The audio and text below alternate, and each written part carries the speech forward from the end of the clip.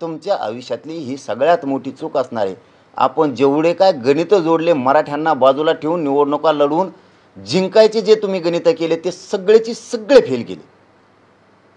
तुमच्या आयुष्यात राजकीय करिअरमध्ये तुम्हाला आलेला हा सगळ्यात मोठा पश्चाताप असणार आहे. याला महापश्चाताप म्हणलं तरी चालेल आपण. त्यामुळं फडणवीस साहेब यावेळेस मागचा आधार घेऊन पुढं आचारसंहिता लागू देणार नाहीत. त्या पुढं ढकलतील. नसता आचारसंहिता लागायच्या आत मराठ्यांच्या सगळ्या मागण्यांची अंमलबजावणी करते 100% खात्री आहे. कारण आम्हाला त्या राजकारणात जायचं नाही आहे. आणि हेच आव्हान मी भाजपमधल्या आमदारापासून ते गरीब मराठ्यांपर्यंत, भाजपमधले आमदार मंत्री खासदार मराठ्यांची आणि सामान्य मराठ्यांना हे आव्हान केलं की तुम्ही नेत्यांना सांगा तुमच्या फडणवीस साहेबांना की ज्या मागण्या आहेत त्या मात्र द्या मराठ्यांच्या.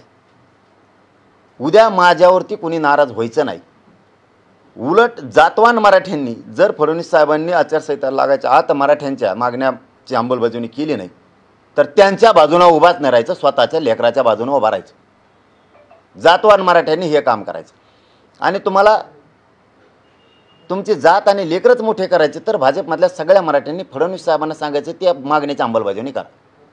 बाकीचं मग आम्ही बघतो. मग आम्ही राजकारण केलं आमच्या कानाला, पण नाही केलं तर माझा नाविलाज आहे. मी हे 3 दिवसापासून भाजपमधल्या मराठ्यांना सांगतो सगळ्याच की तुम्ही तुमच्या नेत्याला समजून सांगा मला त्या राजकारणाकडे जायचं नाही. त्यांनी नाही दिलं तर माझा नाविलाज आहे.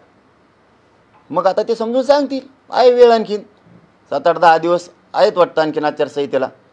म्हणून एक अशी आशा आहे की भाजपमधला श्रीमंतांपासून गरिबांपर्यंत सगळा मराठा फडणवीस साहेब सांगतील की मागण्याची अंमलबजावणी करा.